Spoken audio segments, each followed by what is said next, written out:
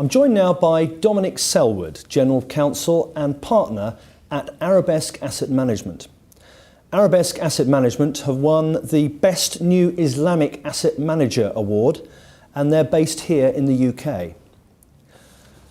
Dominic, if I could ask you your first question, if you could sum up Arabesque in one sentence, what would it be?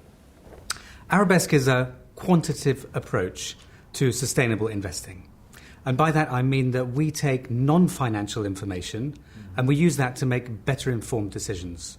And those decisions are around our strategies, which are all values-based.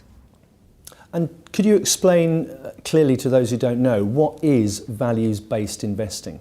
Values-based investing is around using governance, social, environmental, and these other non-financial factors which we believe are relevant to the investment process. So, for example, we very recently partnered with the University of Oxford to try and demystify this area.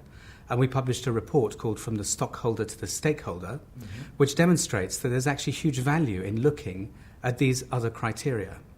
So, for example, 88% of surveys that have been done in the world by academics show that companies that take care of the environmental, social and governance issues within their companies outperform in terms of their operating profits. 90% of companies that take care of environmental, social and governance issues have a lower cost of capital.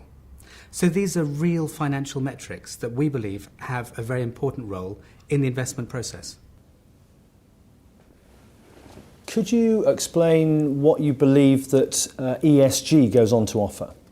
ESG, when you drill down to it, are these individual areas like governance, which is the G, S, which is the social, and E, which is environmental. And you're absolutely right that they don't perform together as a block, but they can be separated out. And each of them has differing impacts depending on the area one is looking at. But brought together, they give a very good indication of the overall social responsibility of the company, which translates into financial results. Now, 5 years ago, a few of us had heard of Islamic finance here in the UK, but today it seems to be a buzzword. How do you think this has come about? It's very interesting that, as you rightly say, we now have, for example, Boris Johnson talking about Islamic finance, or the newspaper of the Vatican talking about Islamic finance. And in large measure, it's because of the aftershocks of the finance crisis, and people questioning whether there are other more prudent ways of looking at finance and trying to build a financial system. And Islamic finance, along with some of the other faith-based finance investing techniques, do offer those prudent guidelines and inject into the concept of finance brakes which stop, for example, some of the excesses that we saw in the finance crisis. So I think there's a general awareness that in casting around and looking for alternatives, Islamic finance and faith-based finance is one body of thought which is offering some interesting solutions. And finally, when did Arabesque get into Islamic and into responsible asset management? And what was it that was the driving factor? First and foremost, Arabesque is a values-based asset management boutique proposition. All of our investments are values-based, are socially responsible, are sustainable. They also happen to be good for Islamic and other faith-based investors. We came into this in 2011.